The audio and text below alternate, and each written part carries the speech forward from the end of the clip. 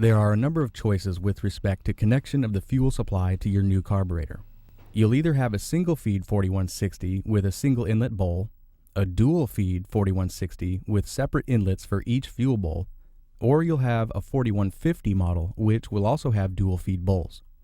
The difference between the dual feed 4160 and dual feed 4150 models is that there's no secondary metering block on the 4160 models, so the distance from center to center of the bowl inlets is shorter when compared to the 4150 models. To start the connection process, let's look at the fuel line. Some stock carburetor types had steel fuel lines that ended in flare compression fittings. Some steel lines will fit directly to the inverted flare fitting that comes in place on most single inlet fuel bowls.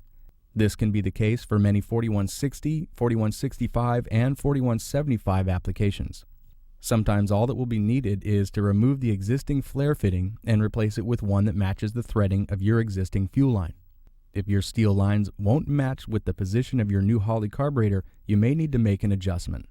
In this case, you can either change the entire fuel line from the fuel pump to the carburetor with fuel plumbing supplies from Earl's, or you can modify the existing line and fittings to work with your new carburetor.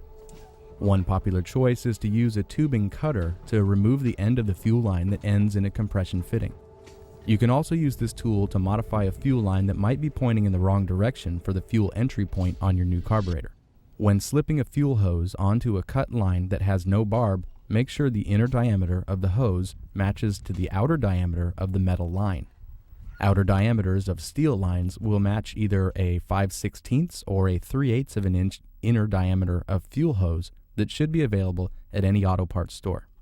It's also a good idea to use 2 hose clamps to help prevent a fuel leak. The next item along the fuel line should be a filter such as Holley part number 162-563. Every carburetor should have an inline filter located between the fuel pump and the carburetor inlet. For dual feed carbs, the filter needs to be installed just after the main fuel line and before any fuel line splits. Also be sure to examine the filter for a label that shows which side is the inlet so that it's installed in the correct orientation. For single feed carburetors, if your fuel hose inner diameter is 5/16 of an inch, you can use the non-swivel part number 26-24 or the swivel banjo fitting part number 26-25. For the banjo fitting, start with one gasket on one side of the banjo and another gasket on the other side. Remove the compression fitting from the carburetor and swap the brass or screen filter from the compression fitting into the banjo fitting. Then cinch the assembly in place at your preferred angle and tighten snugly. Use the exact size wrench to prevent rounding off a corner of the banjo fitting. If you have a 3/8 inch inner diameter fuel hose, you'll need to use part number 26-29.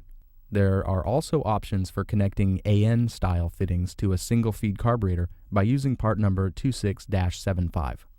For dual feed carbs, there are a lot of choices. Part number 34-150 is meant for use with 4150 models. If your 4160 has center hung float bowls, you'll need part number 34-160, which is a bit shorter because, as mentioned, the 4160s have no secondary metering block. Both lines are stamped with their intended model number usage. Center hung bowls come with the fitting number 26-27 pre-installed. This fitting screws into the 7/8 20 thread count of the bowl and has a 5/8 18 thread count inverted flare to accept the fuel lines. You can remove these fittings and use one of a lot of different offerings from Earl's, like part number 101-276 There are other aesthetics as well, such as the 103-176, which has bent lines, and all of the equivalent Earl's products are available in the Anotuff series with silver and black coloring.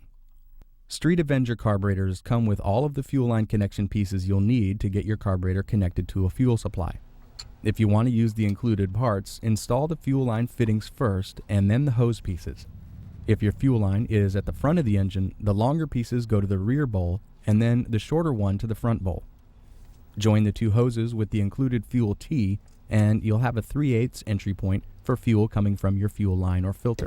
For models other than the Avenger series, the most economical and cleanest looking setups will be any of the one-piece hardlines that we mentioned earlier.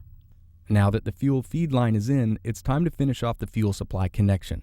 If you have a hardline installed, all you need is one of the 34-21 or 34-22 adapters. Hold the line in place with a wrench and cinch it on nice and tight. Also, make sure that you've pulled the pressure tap plug and sealed it with a liquid Teflon sealant. Don't use Teflon tape. Pieces can break off inside and they might even cause clogs or even fuel flooding. Be careful about your routing to make sure that your fuel line and filter don't interfere with any other underhood components. In the advanced tuning section, we show you how to properly fill the bowls with fuel to prepare for startup. But for now, let's move on to the last few steps of the installation.